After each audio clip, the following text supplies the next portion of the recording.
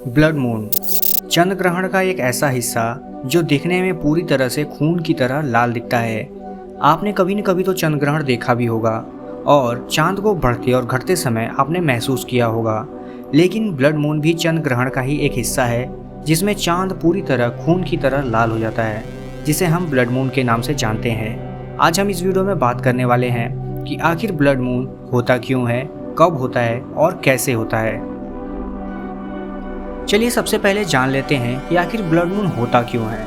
आमतौर पर हमने जब देखा होगा चंद्र ग्रहण में तो हमारा चांद कुछ समय के लिए घटता और बढ़ता है, जबकि ब्लड मून में ऐसा होता है कि हमारा चांद कभी कभी तो पूरा दिखता है लेकिन बहुत ही लाल रंग का दिखाई देता है। इसके पीछे का जो कारण है वह है हमारा सूरज, हमारी पृथ्वी और हमारा चंद्रमा जब एक सीधी रेखा में आ जाते हैं तो सूरज से पड़ने वाली रोशनी जो कि हमारे सीधे पृथ्वी पर पड़ती है, इसकी वजह से पृथ्वी के दूसरे हिस्से में पूरी तरह से अंधेरा होता है जो कि पृथ्वी की छाया होती है।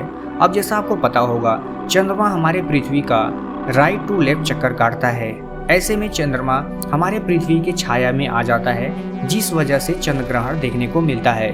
लेकिन ब्लड मून जो है उसी का एक हिस्सा है। जब चंद्रमा हमारे पृथ्वी के सबसे गहरे अंधेरे में होता है यानी छाया में होता है, उस समय हमारी पृथ्वी की जो छाया होती है चंद्रमा पर पूरी तरह से पड़ती है और उसी समय प्रकाश के परावर्तन अपवर्तन की वजह से कुछ ऐसी लाइटें, खासकर लाल रंग की जो रोशनी होती है, हमारे पृथ्वी पर से होते हुए चांद पर जाती है।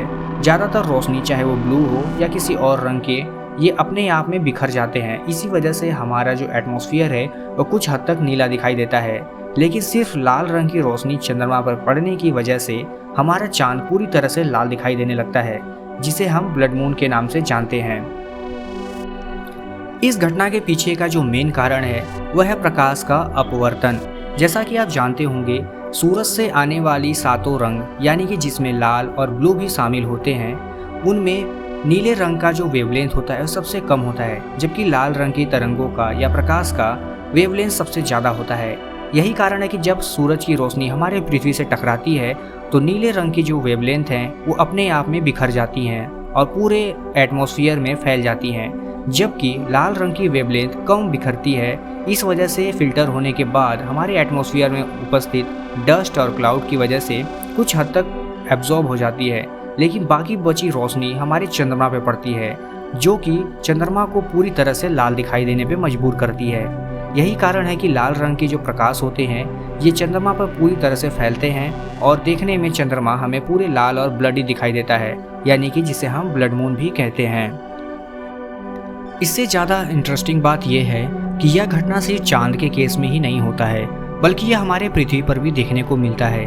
अब आप सोच रहे होंगे कि भला ये हमारे पृथ्वी पर कब होता है, तो आपको बता दें कि शाम को जब सूरज डूबता है तो हमारा आकाश भी पूरी तरह से लाल दिखाई देता है, या सुबह के समय जब हमारा सूरज उगता है उस समय भी हमारा आकाश कुछ हद तक लाल ही दिखाई देता है। और यह बिल्कुल वही घटना है, यानी प्रकाश का अपवर्तन की वजह से ही ये सारा कुछ पॉसिबल हो पाता है, क्योंकि नीले रंग की रोशनी की वेवलेंथ बहुत कम होती है, जिस वजह से वह पृथ्वी पर नहीं आ पाती, वो अंतरिक्ष में ही ज़्यादातर फैल जाती है। जबकि लाल रंग की रोशनी का वेवलेंथ बहुत ज़्यादा होता है, इसलिए वह सीधे सीधे पृथ्वी पर आती है। और यही कारण है कि हमारा सुबह और शाम को जो प्रकाश है वो लाल रंग की वजह से ही आसमान नीला के बजाय लाल दिखाई देता है। उम्मीद है आपको समझ में आ गया होगा कि ब्लड मून क्यों होता है और कैसे होता है।